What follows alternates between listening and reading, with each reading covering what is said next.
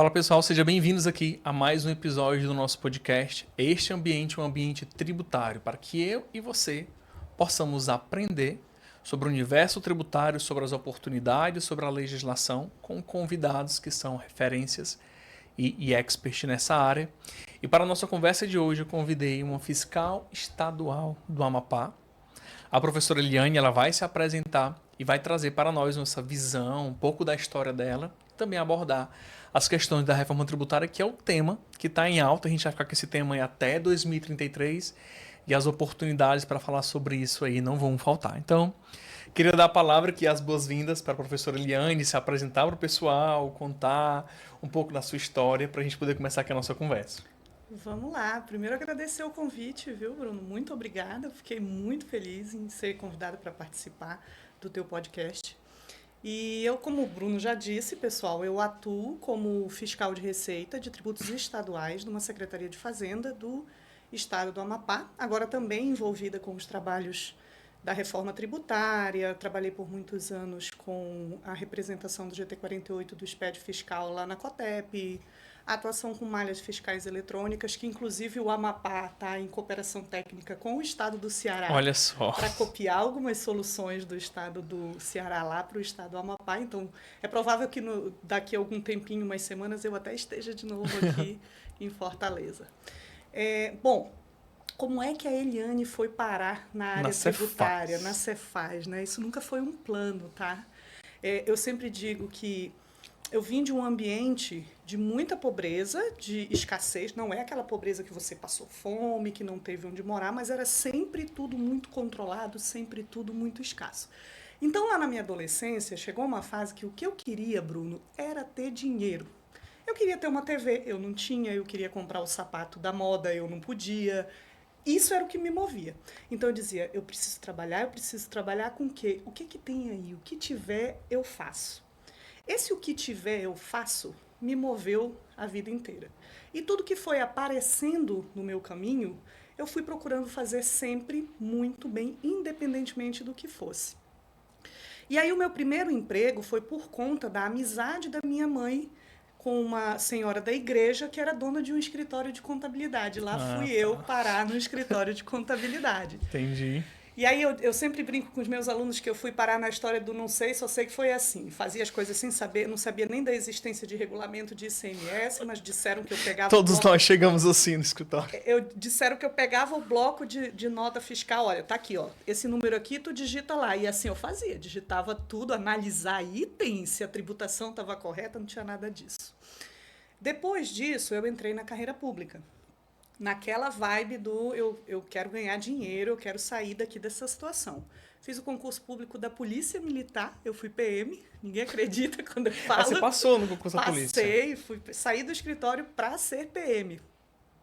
Ainda no curso de formação da Polícia Militar, eu fui aprovada no Tribunal de Justiça lá do Amapá, não cheguei nem a formar como policial, fiz só o curso.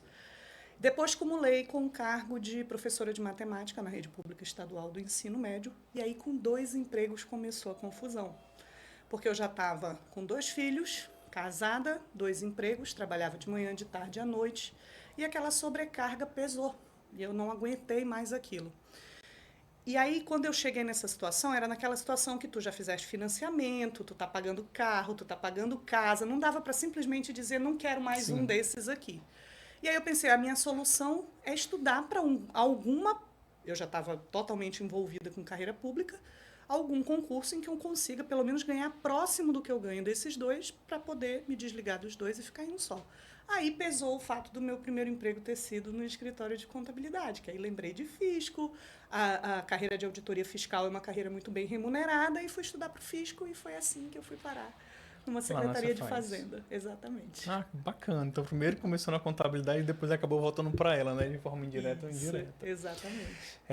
E aí nessa tua carreira de fiscal estadual, né, passando no concurso público, que realmente é um concurso muito almejado, muitos dos meus alunos também me perguntam, vale a pena estudar tanto para estar nesse cargo que me traz uma estabilidade? Tem que estudar muito, não tem. Então, muitos meus alunos, eles olham para essa área pública estadual como um cargo que traz para eles essa comodidade, esse conforto, essa liberdade financeira. Mas ao mesmo tempo eu percebo que eles são muito inseguros e eles sempre acham assim que não vão passar. Sempre acham que é muito difícil. Ah, porque o ICMS é muito difícil e eu não sei o que estudar.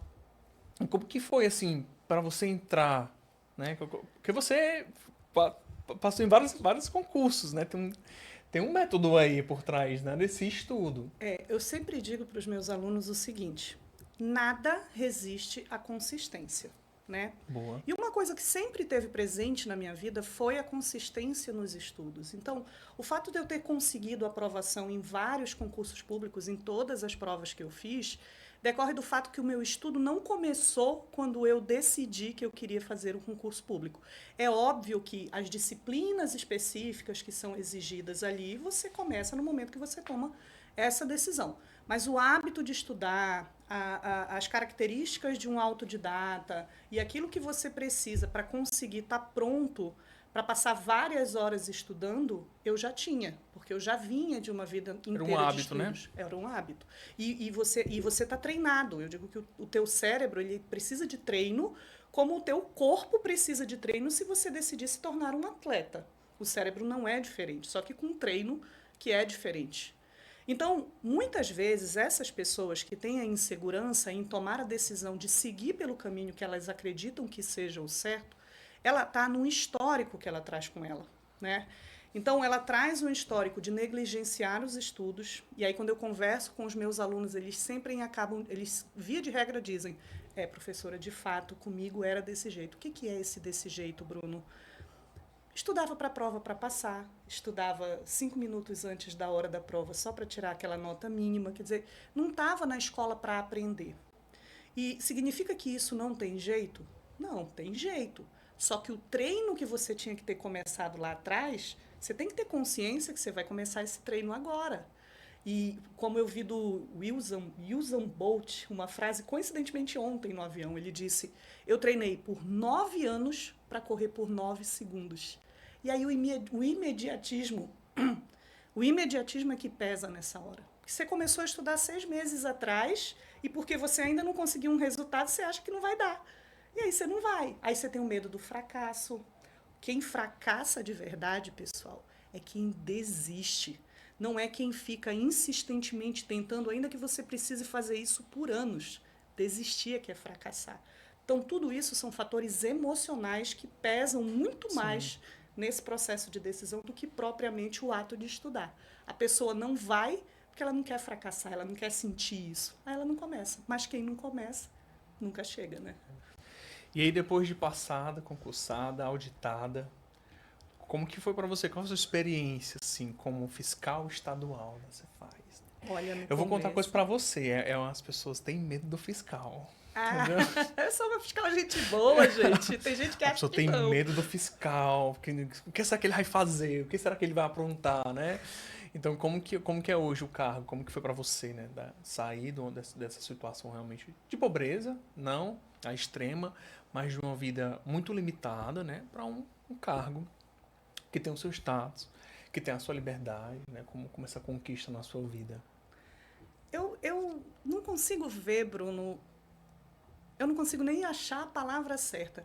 Não é o status. Por exemplo, quando eu fui parar no YouTube para fazer aqueles vídeos, eu estava vivendo um momento de depressão, com muitos problemas, eu estava tomando medicação, fazendo terapia, e eu não sei se alguém já passou por essa experiência aqui, a mente da gente, ela fica em erupção, assim, você não para de pensar em problemas quando você está numa situação dessa. Eu precisava desesperadamente pensar em outra coisa, e aí fui gravar vídeo. Mas quando eu fui gravar vídeo, eu descobri um universo que é, cara, eu acho que o papel do fisco precisa ser fortalecido no âmbito de orientar melhor o contribuinte, porque nem todos, existe uma parcela que flagrantemente quer sonegar, quer omitir a ocorrência dos fatos geradores, mas também existe um grupo que quer fazer, mas não sabe. Não sabe como. Dada o nível, né, de complexidade que a gente tem na legislação. E eu vi que esse medo, essa imposição, você diz assim, o pessoal tem medo de fiscal, a gente precisa quebrar porque a gente está muito focado na punição. É óbvio que essa parcela que eu estou falando aqui da galera que quer sonegar, essa tem que ser exemplarmente punida. E é por causa dessa vertente, por funcionar muito melhor, você orientar aquele que quer fazer, é que a tendência mundial de tributação hoje tem sido noticiar o contribuinte. Ó, tô vendo um problema, o efeito das malhas, né? Tô vendo um problema aqui, você quer corrigir? Você quer corrigir, é assim que você tem que proceder. Para quebrar um pouco dessa história do medo do fiscal, né? O fisco não é para ser temido, mas eu não estou negando aqui que muitas vezes a postura do próprio fisco constrói essa mentalidade. Né? Exatamente. Por quê? Porque historicamente o papel do fisco era tido como o meu papel é te punir. Não, o meu papel é garantir que você faça tudo da maneira correta. Se eu puder evitar que você seja punido, tanto melhor. Bora ver, eu espero que eu esteja conseguindo contribuir, pelo menos com uma gotinha no oceano, com esse papel de orientação ao invés do papel de punição. Nós tivemos aqui no Ceará uma secretária que ela tinha uma frase muito boa, que ela dizia: a gente não quer 1 centavo a mais, mas nem 1 centavo a menos. Né? A gente trazia muito essa postura de diálogo, que realmente é um desafio que a gente enfrenta. Você acha que, numa visão geral, na sua opinião, o fisco, ele fiscaliza muito ou fiscaliza pouco? Eu acho que fiscaliza pouco e fiscaliza mal. Né? Ótimo. Quando a gente está dentro da própria administração tributária, não significa que lá dentro todos tenham domínio daquilo cujo papel é dizer se está certo ou está errado. A gente convive, sim, com muitos profissionais que mal sabem dizer qual é a conduta correta. É por isso que, às vezes, o contribuinte pede informação para ele ouve uma coisa. Depois ele fala com outro fiscal sobre a mesma coisa e ele ouve outra coisa diferente, né? Então, a gente precisa aperfeiçoar isso. Existem auditores excelentes, só que a gente está concentrando fiscalização em máquinas que são controladas por esses auditores excelentes. Mas, geralmente, vamos falar essa expressão que não é muito adequada, mas que exprime o que eu estou querendo dizer, os fiscais aqui do chão de fábrica, que são a porta de entrada para o contribuinte, eles não estão preparados para orientar adequadamente. Então, vamos dizer, você tem um cliente, tem uma malha muito bem construída por uma equipe de auditores de excelência, né? E aí o teu cliente cai nessa malha. E você não está entendendo muito bem algum aspecto daquele cruzamento, você quer informação. Quando você vem até o fisco, não é o auditor de excelência que construiu a malha que fala com você. É aquele que está mal preparado para dar a orientação. Às vezes ele não sabe que a malha existe. Exatamente. Então, por isso que eu estou dizendo, fiscaliza. O pouco está sendo corrigido gradativamente por essa questão das malhas, porque elas têm um alcance muito grande, mas essa parte da qualidade, sobretudo no atendimento para aquele que é o cliente da Secretaria de Fazenda, que é o contribuinte, esse ainda precisa melhorar bastante. Eu concordo, realmente, porque, já que no meu ponto de vista, de consultor tributário, de quem analisa a autor de infração, quem olha a malha, muitas vezes eu paro e digo assim, cara, podia olhar mais isso daqui também, podia atuar nisso daqui. Olha, o fiscal não viu isso, né? Mas eu também entendo, como sociedade, que a depender do que o fiscal olha e fiscaliza, ele pode gerar um impacto muito negativo. Eu vou explicar o que eu estou querendo dizer. Hoje, qualquer Cefaz conseguiria construir um sistema para saber quem não emite documento fiscal com base em outra declaração que é a DIMP. Então, por exemplo, eu posso ter movimentação de cartão de crédito e de PIX que eu recebo, presumo que aquilo ali é receita. Então, ou então eu olho, por exemplo, para as empresas do Simples Nacional, eu olho uma receita no peixe das e não tenho um documento fiscal. Então, é um indicador muito mais fácil de você conseguir. E a legislação prevê que as empresas do Simples, quando elas de forma reiterada não emitem documento fiscal, elas devem ser excluídas. Então o fisco ele pode dar e todo mundo vai ser excluído. Mas por que o fisco não faz? Porque é também uma questão social. Ele vai excluir todo mundo do Simples por conta de um erro que todo mundo comete. Então, eu entendo que esse passo da fiscalização também é dado um pouco lentamente, porque a própria sociedade ela tem um costume muito grande de sonegar e achar que está certo. Muitos contribuintes do Simples Nacional que eu peguei, ele tinha certeza pia de que ele não precisava emitir documento fiscal. Onde foi que você aprendeu isso? Não, porque não emite. Por quê? Sempre foi assim? Sempre foi assim. Tu nunca emitiu? Nunca. E o teu contador? Não. Eu mando pra ele a receita e ele declara. E aí, cara, o nível de desinformação é muito grande, né? E aí você falou desse papel do fisco realmente de orientar e de trazer informação como você fez no seu canal do YouTube. Então você começou no YouTube, não foi no Instagram. Não. E por que você foi lá pro YouTube? Por que você começou lá? Conta Se essa eu história. te disser que eu estava tomando uma cerveja com uma amiga... Uma Heineken era... uma Heineken, era uma dita Heineken.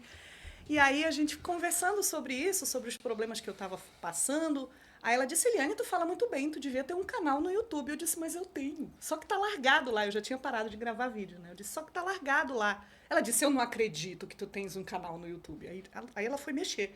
Ela foi, parou, no meio da cerveja, e ela parou, foi assistir uns 2 vídeos que tinha lá. Não, vamos monetizar isso aqui, a gente vai lançar. Aí, não, ela falou, disse, por que tu não vende um curso e tal? Eu disse, olha, se tu me lançar, eu vendo. E aí começou a sociedade com a minha sócia.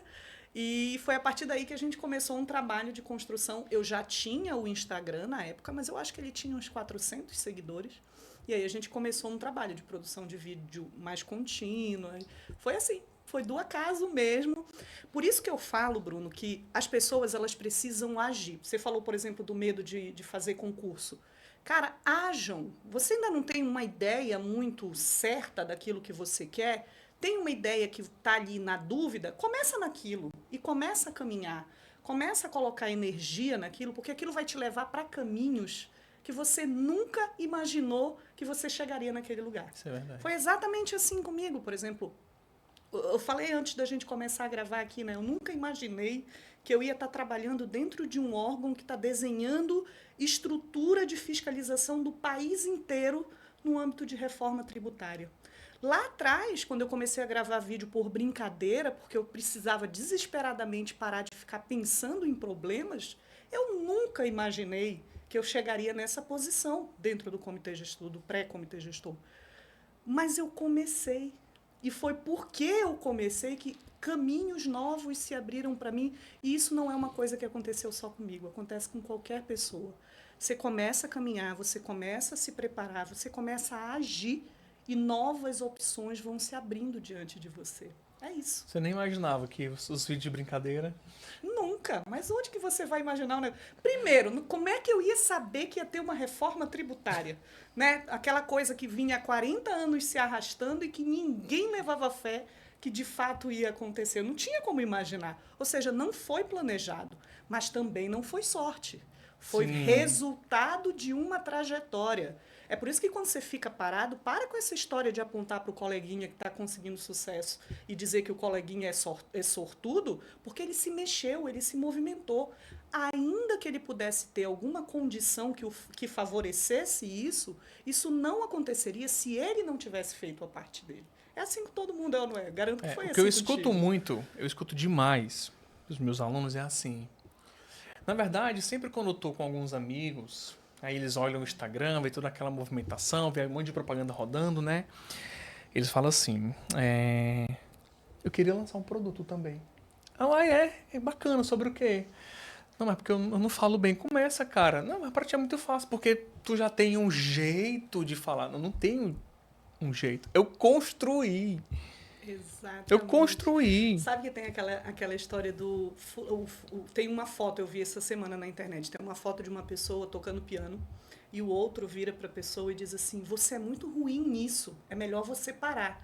Aí o cara que está tocando vira e diz assim, mas se eu parar eu nunca vou ser bom. É exatamente isso, né? Gravei um vídeo, tô aqui, a pessoa, ficou ruim. É o primeiro, vai ficar ruim. Todo mundo vai rir. Vai mesmo, porque tá ruim, todo mundo vai comentar, não vai dar sucesso. Continua pra ver onde você chegar, né? Quando eu comecei, por exemplo, a gravar vídeo, era num quarto, não tinha nem ar-condicionado, e era horrível, assim, o cenário era um caos. O fone fazia um chiado, né? Eu falei assim, não, vou continuar. E aí também não tinha clareza do que eu queria. E aquela clareza, ela foi realmente, os caminhos foram se abrindo, os clientes foram aparecendo, aquilo foi ganhando uma audiência diferente, né? E a gente já atua na mesma área, só que em estados diferentes, né? É ICMS. E em polos opostos. Em polos opostos. Eu trabalho com ICMS aqui do estado do Ceará. E aí no seu YouTube era ICMS, era o assunto, era alta? Eu lembro que quando eu comecei gravando uns vídeos sobre escrituração fiscal digital, porque na época eu tinha, fazia poucos anos, eu ainda estava meio engatinhando na história da FD, mas eu digo aquilo que eu sei, eu vou compartilhar aqui com o pessoal. Só que aí, no meio do processo, eu assumi a missão na Secretaria de Fazenda de montar as malhas de substituição tributária, as malhas eletrônicas. E a partir dali eu mergulhei no mundo da substituição tributária e foi por causa de uma demanda do trabalho que eu tive que buscar muito conhecimento para aquilo que eu digo, bom, se agora eu tenho conhecimento e é o maior calo do ICMS disparado é a substituição tributária. Aí dentro daquela linha que a gente estava conversando aqui, eu digo, não, a galera está apanhando muito porque ela não entende como esse negócio funciona. Então eu vou começar a gravar vídeos, tanto que o vídeo mais visualizado que eu tenho no meu canal do YouTube é como saber se uma mercadoria está ou não está na substituição tributária. Coisa simples, né?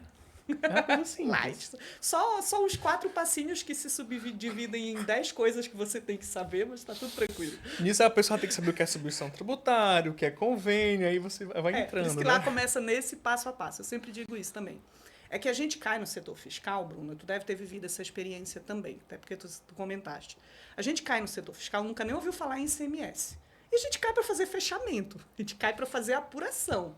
Ou seja, a gente não tem base nenhuma. Aí, no meio daquele fuzuê do dia a dia, vê se tem ST nisso daqui. Não, porque tá vindo de estado signatário. Tu olha e diz, mas o que é estado signatário, minha gente? Você não sabe nem o que é aquilo. Quanto mais qual é a repercussão tributária daquilo. Falta a base.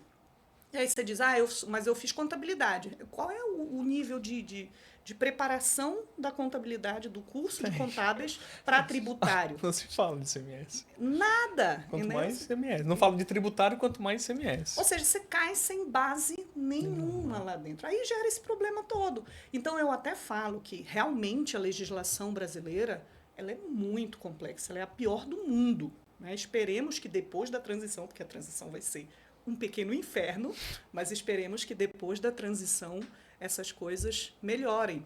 Então, a legislação é complexa, mas não é o único problema, nem de longe. A falta de base, se fosse uma coisa simples, do jeito que a gente cai dentro da área fiscal, sem base nenhuma, também teria problema. Porque é ilusório a gente imaginar que legislação tributária, dado o papel social de redistribuição de renda que um sistema tributário tem, nunca vai ser uma coisa simplória.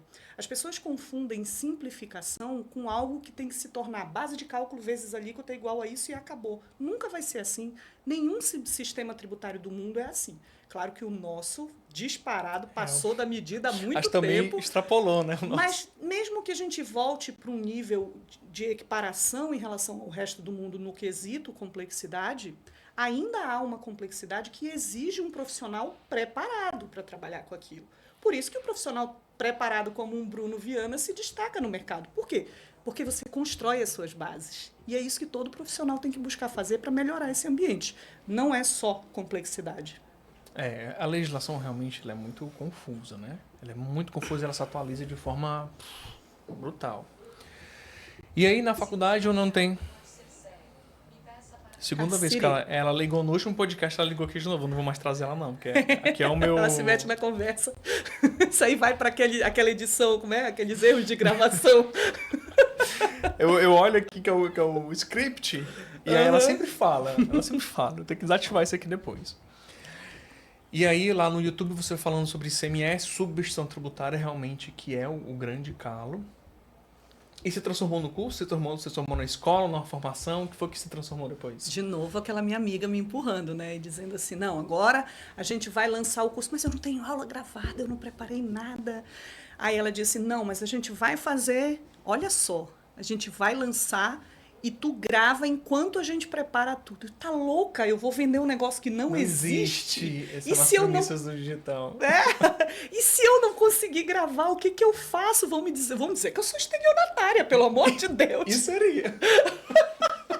E um medo danado. Só que, por outro lado, tu deves bem saber disso. Às vezes a gente precisa desse, com licença da expressão, desse pé na bunda empurrando a gente para frente, né? Porque a gente fica no comodismo quando a gente não agenda uma data. Eu acho que isso vale para qualquer coisa. Você tem um objetivo, defina quando. Quando é que você vai fazer tal coisa? Porque senão você não vai fazer. E quando a gente agenda um lançamento, ela disse, olha, então a gente vai fazer o seguinte, a gente vai agendar o lançamento para daqui a 4 meses. Tem mais do que tempo suficiente para tu preparar tudo. E assim a gente fez. Lançamos a primeira turma por insistência dela. É a sua tal sócia. Essa minha atual sócia. Uma amiga dessa. Que inclusive está cuidando de tudo do lançamento do treinamento de reforma tributária, enquanto eu estou aqui falando com você. Olha que beleza. E é muita coisa, porque eu já fiz o meu próprio lançamento. As duas partes, assim, é muito desafiador. Você fez tudo sozinho. Eu arquitetei todo o plano, desenhei toda a copy, criei os posts, e aí tinha uma pessoa de suporte que ficava me ajudando. Mas escrevi os e-mails, criei os grupos do WhatsApp, tudo. Nossa Senhora. É muito desafiador. Parabéns. É muito desafiador, acredite. Mas foi bom para eu aprender como é que funcionava esse bastidor. Isso é bom. Isso é bom. A gente fazer o trabalho de chão de fábrica e depois conseguir subir, a gente consegue gerenciar, né, melhor o que tem embaixo. Isso é legal. E se tornou especialista em referência em ICMS e emissão tributária pelo Estado e também em nível nacional. E agora que o ICMS vai acabar? E porque agora nós vamos para a reforma tributária. Quando, no primeiro momento, quando disseram que o ICMS ia acabar e o ISS ia acabar, eu falei assim, essa reforma vai acabar? O que é que vai ser feito com esse monte de fiscal? Quem é que vai fiscalizar? Né? Por que vai acontecer com o ICMS? Né? Contextualiza pra gente. O ICMS ele vai acabar já ano que vem. Eu não preciso mais pagar ICMS. Antes fosse, né, Bruno? Antes fosse. Bom, o ICMS ainda tem uma sobrevida de 8 anos e depois disso os 5 anos de período decadencial. Então, ao todo, sob o aspecto de fiscalização, a gente está falando de 13 anos em que ainda haverá fiscalização sobre o ICMS. Claro que depois de 33 para frente, a tendência é que isso diminua muito, né?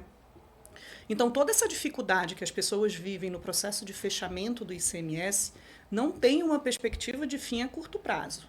Então, se você acha que você não precisa mais aprender sobre as regras de ICMS, lê do engano. Por quê? Porque essa dificuldade que você já vive, ela será potencializada pelas dificuldades que iniciam com IBS e CBS, e elas se somarão. Por isso que eu disse que a gente vai viver um pequeno inferno no período de transição, sobretudo nos primeiros anos, né, para aqueles que não buscarem conhecimento. Então, pensa se num ambiente como esse dá para dispensar a figura do fiscal da Secretaria de Fazenda do município. O que não vai faltar é coisa para fiscalizar, Bruno. Né? É claro que a estrutura de relacionamento entre os entes subnacionais ela muda substancialmente. Como que vai ficar? O primeiro aspecto é que a legislação é unificada, não só entre estados e municípios, mas entre estados, municípios e governo federal. Então, você tem a figura do comitê gestor para unificar entendimentos entre estados e municípios e o comitê gestor tratando com a Receita Federal para publicar os tais atos conjuntos que vão valer tanto para o IBS quanto para CBS. Então, esse é um cenário indiscutivelmente muito bom para o contribuinte, porque você fala, não, a legislação é muito ampla, muito confusa, muda numa velocidade muito grande, por quê? Tem 27 regulamentos e tem 5.000 e não sei quantos municípios com as suas autonomias. Isso vai acabar. É como se fosse criar uma espécie de comitê gestor parecido com o do Simples Nacional, que hoje determina as regras do Simples e aí é publicado ali pela Receita Federal? Exatamente. É uma estrutura, é uma lógica muito parecida. Então, assim, estados e municípios, o fórum para eles firmarem um entendimento único, né, sobre o IBS é o comitê gestor.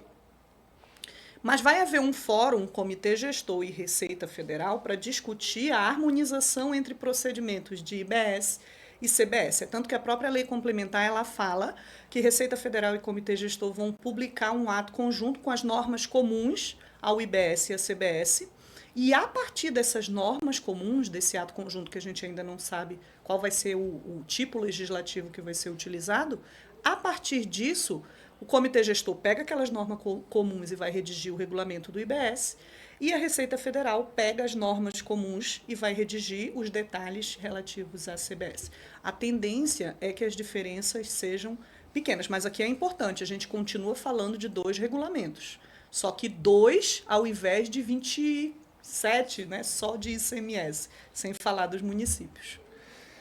Quanto à questão da alíquota, vai ser uma só ou serão 27 alíquotas?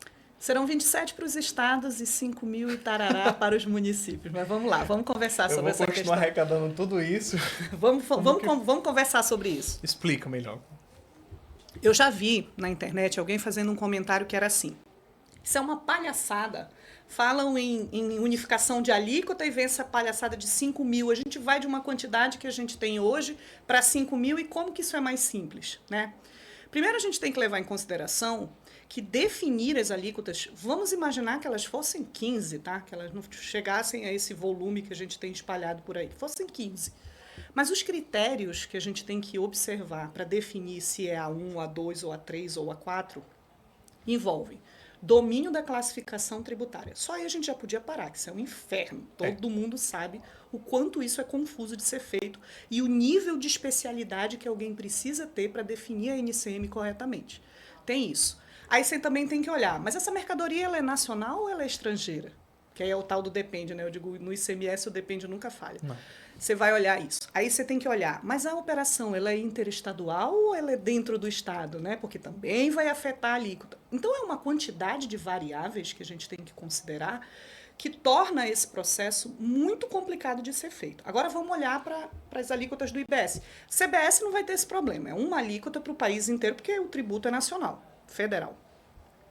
Mas no IBS, eu tenho a competência dos estados como uma fatia do IBS cuja alíquota vai ser definida pelos estados e uma fatia da alíquota que vai ser definida pelos municípios. Então, agora, o que passa a ser determinante para você identificar a alíquota corretamente? O local da operação. Para onde você está mandando a mercadoria? Via de regra, a regra que mais vai aparecer, embora não seja a única, é essa. Você está com uma empresa aqui em Fortaleza e me diz um município aí daqui de Fortaleza. Guaramiranga. Guaramiranga, que a gente estava falando sobre a serra, quero conhecer. Então, você está vendendo uma mercadoria e enviando para Guaramiranga. Qual é a alíquota? A de Guaramiranga. Acabou.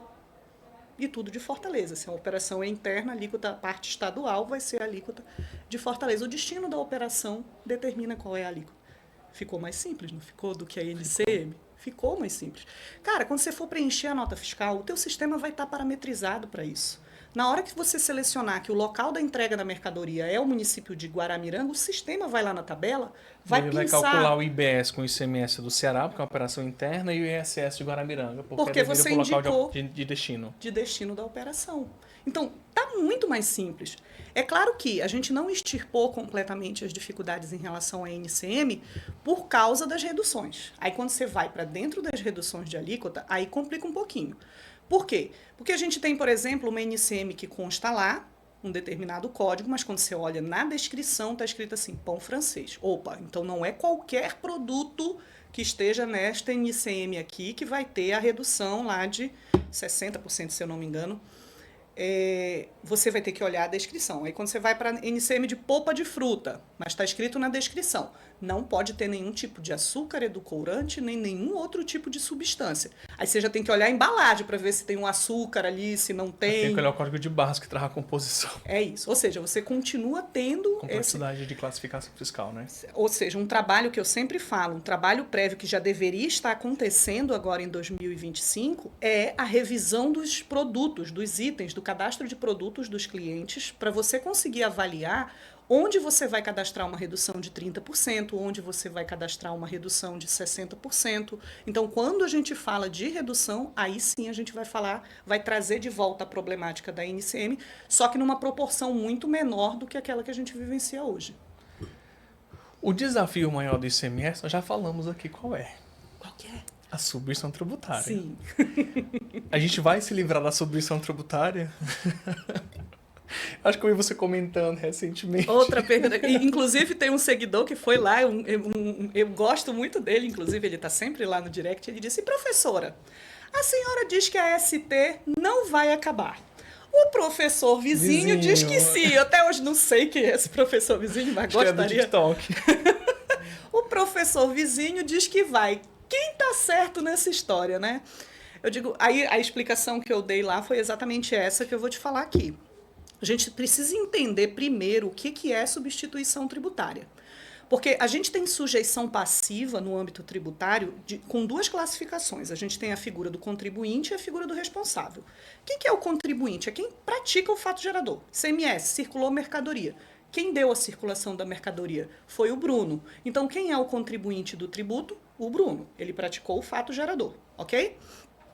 Mas a gente tem um responsável. O Bruno praticou o fato gerador, mas a legislação pode dizer que é a Eliane que vai ter que fazer o recolhimento. Eu sou sujeito passivo por responsabilidade. Isso é substituição tributária, ok? Só que quando a gente fala de substituição tributária, eu posso ter que substituir um fato gerador que já aconteceu, a tal da ST, para trás, ou um fato gerador que ainda acontecerá no futuro, a ST para frente. A complexidade absurda em relação à substituição tributária está na ST para frente. Tanto que quando tentaram colocar essa figura lá dentro da lei, do PLP 68, ainda era PLP, deu maior auê, não conseguiram aprovar, né? Recuaram e tiraram o negócio de lá. Essa a gente não tem na Lei Complementar 214. Não significa que ela acabou, né? Quando a gente vai para dentro da Constituição, ainda há respaldo constitucional para que ela exista. Então, se alguém quiser alterar daqui a 10 anos a Lei Complementar 214 para incluir lá alguma hipótese de substituição tributária para frente, isso é possível? É. Não dava para revogar porque a gente tem o ICMS aí caminhando ainda pelos próximos 8 anos, né? Então, vamos ver como é que isso vai se comportar daqui a 10. Eu duvido que a pressão em cima do fim disso, pelo menos a curto prazo, mude esse cenário. Agora, a substituição em outra modalidade, como é o caso da substituição para trás, ela não só é possível, como ela existe dentro da lei complementar. A figura do diferimento, que a gente sabe que é substituição tributária, ainda está presente lá. Você vai olhar, você vai ver, por exemplo, a figura das plataformas digitais, que vão ter em várias situações a responsabilidade de recolher o tributo em lugar do contribuinte, em lugar daquele que praticou o fato gerador. Isso é substituição tributária. Então, sim, a ST ainda vai continuar. Acho que é porque o professor vizinho estava olhando para a ST do ICMS. Para frente. Estava focado na ST para frente. E esquece do diferimento também. Generalizou, exatamente. E também na norma, como você falou, ele não veda. Porque não pode, porque o ICMS está vigente. Constitucional, não. Na lei complementar, não há autorização para exigência. E, assim, a lei complementar, diferente da lei Candir, que é uma lei que apenas traz regras gerais, agora essa lei, ela institui o tributo, ou seja, não tem uma legislação abaixo de estados e municípios. E como nela, que instituiu o tributo, não está previsto a cobrança em nenhuma hipótese de ST para frente, pelo menos até que isso seja alterado, não tem ST para frente. Ótimo. Você falou do nosso pequeno inferno que nós vamos viver os próximos 8 anos. O Senhor nos abençoe. O que de fato muda, assim, de forma prática, né? O que muda em 2026? Que a gente está gravando esse podcast em 2025, ele vai ser publicado em 2025. Mas aí eu tô aqui, contador apreensivo, teu comércio, teu indústria, e aí o cliente chega para mim e fala assim: ei, contador, tudo bom? Tudo bom. O que é que eu tenho que fazer em 2026? Quer que vai mudar? Vou pagar mais imposto, é? Eu vou continuar pagando ICMS? Aquele diferencial de alíquota sobre substituição tributária. Vou continuar pagando? Vai mudar? Porque eu já ouvi falar que não. Também tem as fake news, né? A gente tem que combater. Então, o que é que eu tenho que já fazer? O que é que muda na prática para 2026? Vamos lá. Em relação ao ISS e ICMS, nada, absolutamente nada muda. Aliás, em relação a nenhum tributo que a gente já tenha hoje, nada muda em 2026. O que vai acontecer a partir de 2026, fala-se em janeiro, mas na verdade a gente ainda não sabe exatamente qual é a data marco de início disso, mas ainda em 2026 pode ser de janeiro até dezembro. Vamos esperar a norma ser publicada definindo isso. O que muda é que você passa a cumprir obrigações acessórias relativas à alíquota teste. né? Eu até outro dia estava falando que eu tinha minhas dúvidas sobre se vai haver pagamento ou não daquela alíquota de 1%. A orientação que eu recebi foi realmente não vai ter desde que, e aqui é o ponto de atenção, desde que as obrigações acessórias sejam cumpridas. Então a gente já começa a se questionar o seguinte: e se não forem? Vou pagar 1% de imposto, vírgula multa. Destaca o troço lá, porque aí você não tem que pagar nada, você não corre o risco. Então essa pessoa que não quer se movimentar pelo destaque do IBS e da CBS, porque não tem que pagar, é a que vai pagar. Entende? Então, se você quer se resguardar de qualquer possibilidade de ser autuado porque você não fez, não cumpriu as obrigações acessórias, só põe lá, é informativo. É o destaque do 1%, 0,1% de IBS, 0,9% de CBS. Por que essas informações são importantes? Sobretudo porque a gente precisa enxergar qual é a base de cálculo de incidência de CBS e IBS para poder fixar as tais alíquotas de referência, né, que vão determinar quanto exatamente de carga tributária a gente vai suportar nesse novo cenário. Então quer dizer que ano que vem vamos continuar na prática do mesmo jeito, se eu fizer um destaque. E quando que começa a mudar de fato? Assim, quando que começa a deixar de ser ICMS, começa a se tornar realmente IBS? Quais são assim, esses prazos assim, previstos, né? Também tudo pode mudar. 2027 acaba PIS e COFINS, né? Você manja muito mais disso do que eu, né? Não manjo de tributos federais, porque durante as informações do exercício de 2026 servirão de base para o Senado Federal fixar as alíquotas de referência, a alíquota de referência da CBS. Então, a CBS efetivamente começa a incidir já em 2027, agora pagando, gerando débito. Aliás, tanto ela quanto o IBS, ainda que numa alíquota bem pequenininha, né, de 0,1%. A partir de 27 começa a haver pagamento. Então, aí, efetivamente, a gente vai ter aquilo pesando na formação de preço, sendo cobrado do consumidor para ser recolhido ao fisco. E a gente não tem mais a figura de PIS e COFINS. Isso em 2027. Um outro detalhe que é bem detalhe mesmo, mas que é importante estar atento, é que em 26 você vai destacar o 0,1% do IBS, todo na alíquota do IBS estadual.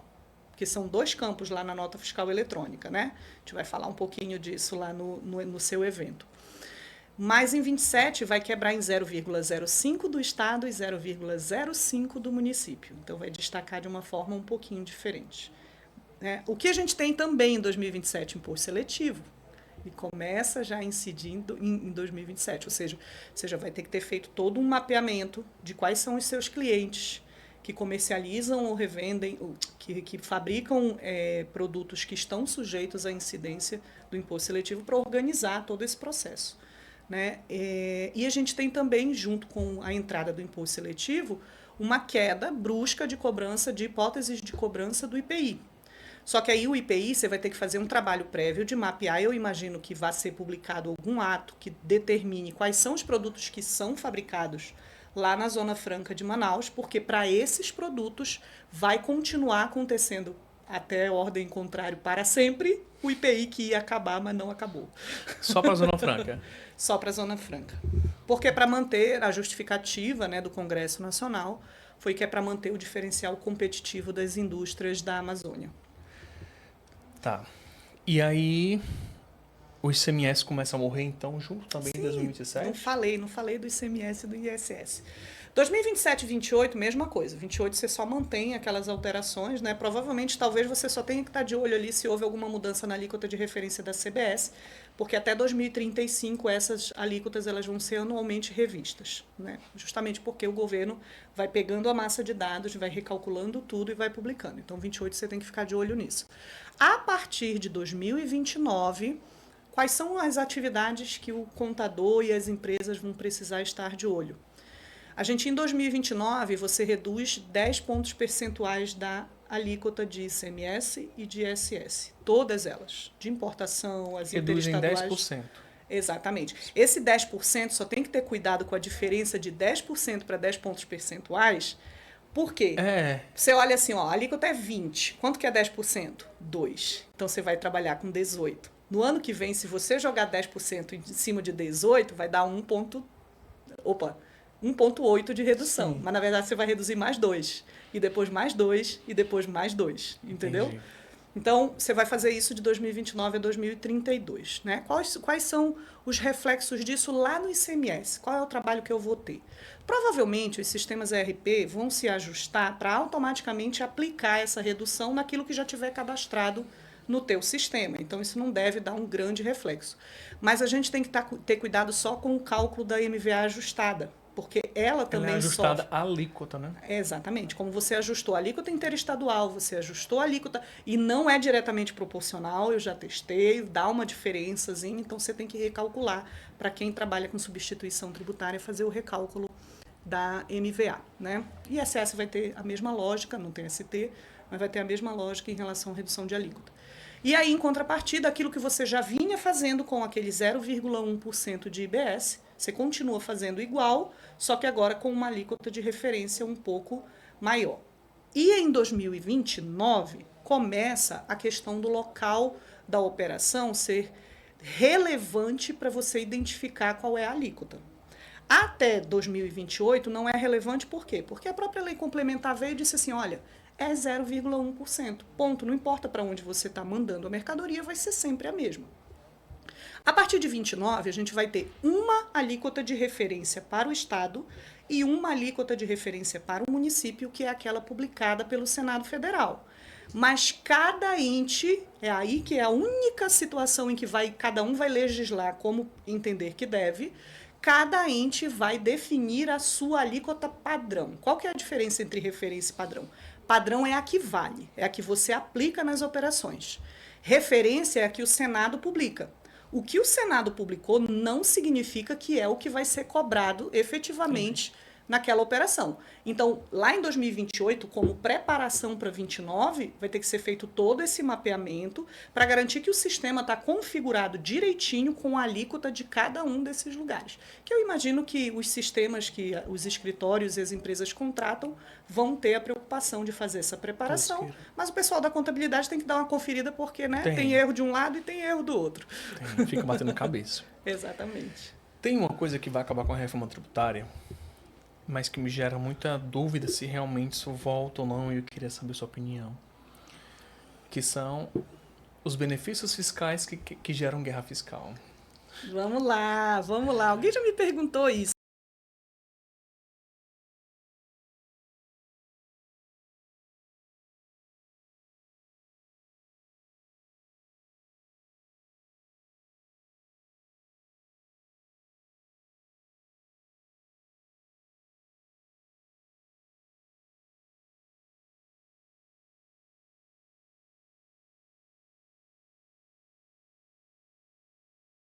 Agora, os benefícios fiscais do ICMS e do ISS, eles vão acabar? Claro que vão. Como é que eu vou manter benefícios fiscais de tributos que já não existem mais, né? Agora, o que a lei complementar fala sobre esses benefícios? Inclusive, a Lei Candir e a Lei 116 foram alterados nesse sentido também, né?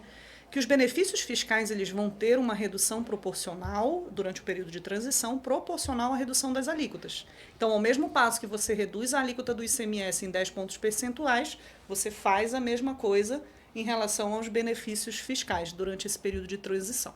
Agora, como existem empresas que só se instalaram em determinadas regiões por causa do benefício, qual foi o meio termo para minimizar os impactos dessa redução que foi encontrado e que foi publicado na lei complementar? O Fundo de Compensação de Benefícios Fiscais. Então, o que os escritórios de contabilidade também precisam estar de olho nesse processo de preparação até 2028? Que até 2028 não vai haver preocupação com isso.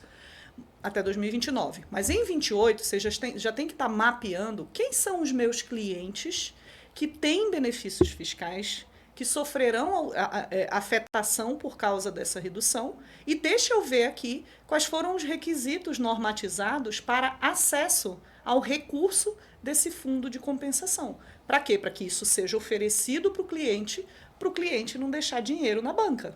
Então, as assessorias tributárias dessas empresas precisam deixar o cliente ciente de que ele tem acesso, informar o que vai precisar para ele acessar. Às vezes, você acessar vai trazer fiscalização para cima de você. Você está pronto para receber o processo de fiscalização? A mesma coisa lá em 2032. Quando a gente vai para dentro da lei complementar, está previsto lá o seguinte, em relação ao ICMS agora especificamente. Você vai poder pedir a homologação dos teus saldos credores acumulados para você levar esse saldo credor para dentro da apuração do IBS. Você vai poder pedir? Vai. O fisco vai te dar só porque você pediu? Claro que não. Quando você fizer esse pedido, você tem que estar ciente que você vai receber uma fiscalização. Você está pronto para ela? Então, o cliente ele tem que estar ciente que não é só pedir o dinheiro, porque, oba, claro que eu quero meu saldo credor. Todo mundo vai pedir. Tá, mas se o teu saldo credor é decorrente de uma omissão reiterada de saída, você vai chamar a fiscalização para cima de você para pedir a homologação desse saldo credor acumulado? Então, o papel do contabilista é deixar o apetite de risco é sempre da empresa, né? Se ele quiser correr o risco, é importante que ele esteja formalmente cientificado pela assessoria dele, dizer, ó, tem um risco aqui. Aí você decide se você quer assumir. A mesma coisa, o estoque da substituição tributária. Todo mundo vai poder pedir o ressarcimento do saldo da substituição tributária dos itens do estoque. Quem está pronto para fazer isso? Quem tem estoque? Exatamente. O dinheiro vai ficar onde? Na banca. Porque o cara não cumpriu. Então, esse trabalho, inclusive, Bruno, eu digo que não é para começar lá. É para começar desde já. Porque esse processo de organização da papelada, vamos dizer assim, é muito difícil, é altamente complexo. Mas a outra ponta desse jogo é você deixar toda a ST do teu estoque na banca se você não tiver organizado os teus processos. Você não vai conseguir pedir o ressarcimento. E até interessante, porque se o pessoal não acordar agora, eu não vou chegar em 2028, 2029, vou pegar um ST. O cara, ele pode achar também que a fiscalização vai ser para o ano vigente. E está esquecendo dos últimos 5. A bagunça de estoque dele que ele vai ter nos últimos 5, ele consegue organizar agora. Se ele começa a organizar esse estoque dele agora, quando chegar lá, ele está munido da regularização.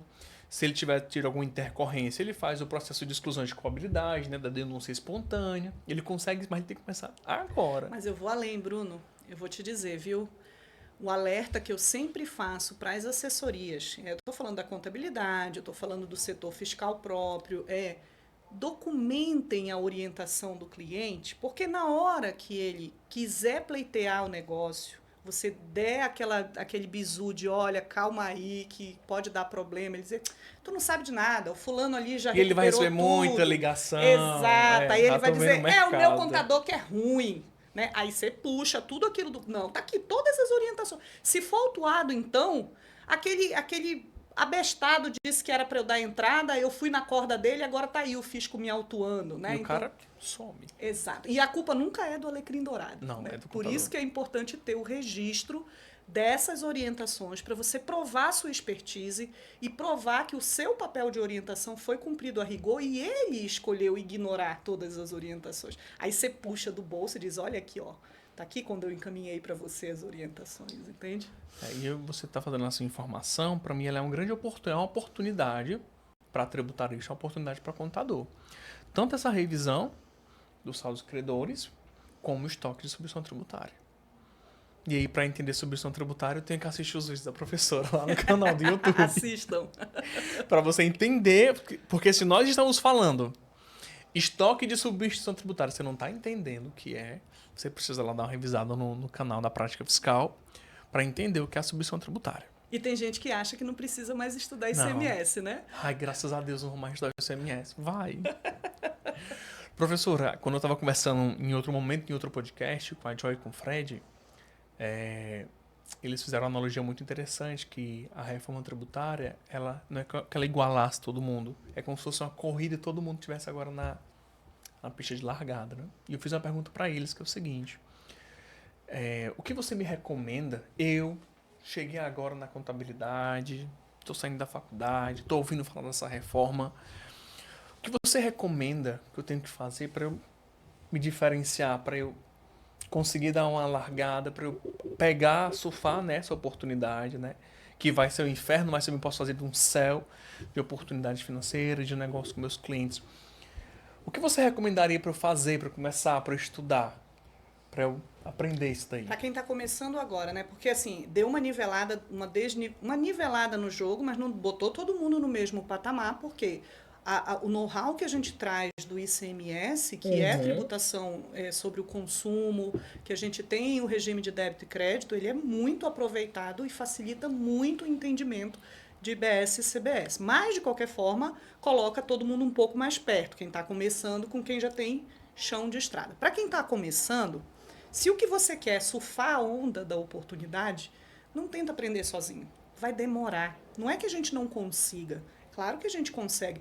Mas você não tem ainda nem direção, por exemplo. É essa que é a diferença. Quem já está há tempos na estrada sabe onde Vai buscar. pegar mais rápido. Exato. Se você tentar fazer isso sozinho, vai demorar muito para você conseguir atingir um patamar de excelência. Então, o que você tem que fazer? Você tem que escolher alguém para aprender com esse alguém.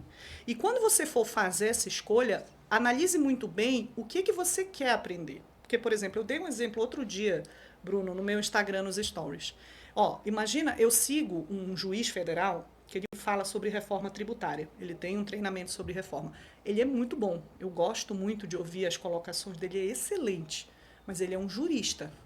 Então, o conhecimento dele não desce no chão de fábrica. Ele fica no campo da discussão jurídica. Não significa que quem está no chão de fábrica não precisa ter esse conhecimento. É que só esse conhecimento não vai ser suficiente.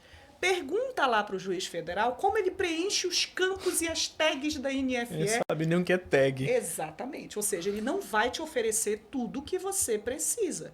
Então, agora, se eu sou um advogado e o que eu quero é atuar nos tribunais, talvez o curso dele seja mais do que suficiente. Isso é importante porque às vezes a gente escolhe um treinamento, se frustra com o que a gente recebe dentro do treinamento, mas na verdade foi a gente que não soube exatamente o que a gente queria, para poder avaliar se o que a gente queria era ou não oferecido ali dentro. E a outra coisa é igual tu ir no médico, né? Tem gente que vai numa consulta com o médico, ama de paixão, e tem aquele que volta de lá e diz assim, detestei, é o mesmo médico, né? Mas uma pessoa gosta e a outra não.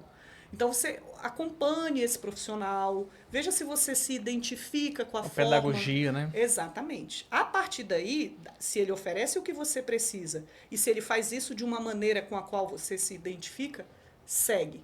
Mas aí vem a outra parte. Depois que você se inscreve no treinamento, só porque você se inscreveu, não vai entrar tudo na tua cabeça. Não basta ter o certificado, né? Eu não sei você, mas a taxa de pessoas que concluem o treinamento que adquirem é muito baixa dentro da minha escola digital. Eu imagino que tu não deva ter números diferentes, porque parece ser generalizado. É um panorama geral. Então, em torno de 30% concluem, porque a gente tem toda uma dinâmica de entrar em contato, incentivar, às vezes a pessoa abandona, você manda uma palavra de apoio, ela volta. Ainda assim, 30% de taxa de conclusão. Você precisa estar entre esses 30%, senão não vai adiantar nada, você não vai surfar a onda, porque você precisa realmente comer com farofa tudo que está sendo oferecido dentro daquele treinamento que você entrou, porque você queria surfar a onda, queria acelerar e destacar da maioria. Ele não pode esquecer esse motivo pelo qual ele entrou no curso, né? Exato. Tem muito que fala assim, as pessoas não concluem porque é ruim. Não.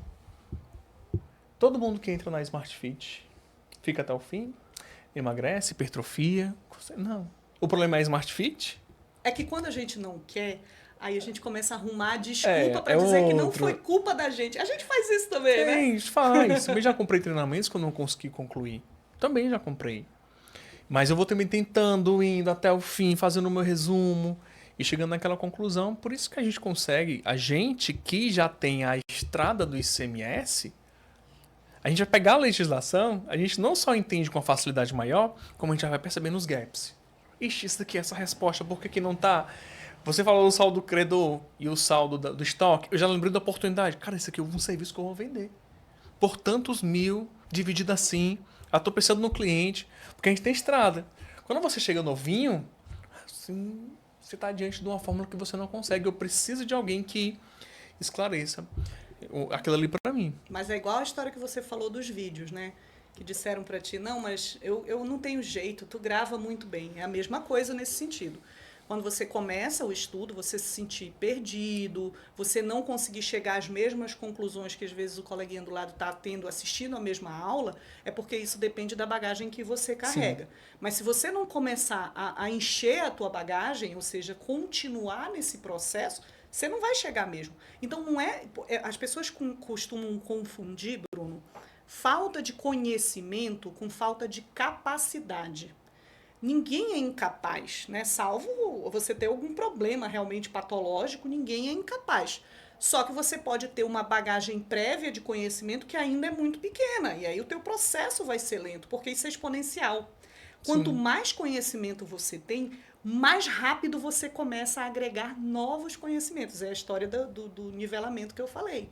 Tu, com certeza, quando se jogar no detalhe do detalhe da reforma, tu vai pegar assim, por quê? Porque tu já tem anos de chão construindo essa bagagem. Perfeito. É assim, a reforma tributária será para nós realmente assim, um grande desafio, mas que eu percebo sempre como oportunidade mesmo. Aqui, na nossa conversa, eu já peguei 2 serviços que eu vou começar a prestar. Vou estudar os saldos acumulados, vou olhar os estoques de ST. Aqui no estado do Ceará é muita coisa com submissão tributária. E colocar em prática. Eu acredito também que o pessoal que está acompanhando aí já pode ter aí muita coisa. Alguns aliviados, que não é tanta coisa assim em 2026. E outros mais apreensivos, meu Deus, eu tenho que estudar. E realmente tem que estudar. E eu queria, professora, lhe agradecer a disposição de vir para o evento, a disposição de passar 4 dias aqui, de vir aqui para o podcast, compartilhar um pouco da sua história, compartilhar seu conhecimento e ajudar a gente aqui a dominar a reforma tributária, que lhe deixar aqui com as últimas palavras também, de agradecimento. Obrigada, Bruno. Gente, acompanhem o Bruno. O Bruno é um excelente profissional. Eu estou muito honrada, realmente, de ter sido trazida a Fortaleza, uma cidade que eu não visitava há mais de 10 anos, para falar sobre reforma tributária, falar um pouco de experiência profissional. E se eu posso deixar uma palavra final para a tua audiência, para os seguidores que te acompanham, é a seguinte, Bruno: aprendam, aumentem a bagagem de conhecimento de vocês. Ninguém se arrepende de ter conhecimento. E tem gente que fala assim, porque a área fiscal ela é um inferno, eu não consigo entender nada. Mas é aquilo que a gente falou, né? Será que você não consegue entender nada só porque ela é complexa, ou será que você ainda precisa botar energia no teu processo de preparação, né? Então, o Bruno e vários outros profissionais, eles estão na internet com o objetivo de te ajudar nisso. Agora, você precisa entender qual é o teu papel nesse processo para o seu próprio sucesso. Muito obrigado, professor. Eu vou guardar no coração essa mensagem. E a você que nos acompanha, não deixe de se inscrever aqui no nosso canal, compartilhar esse podcast com outro colega para ele ficar por dentro da reforma tributária, e a gente se vê semana que vem.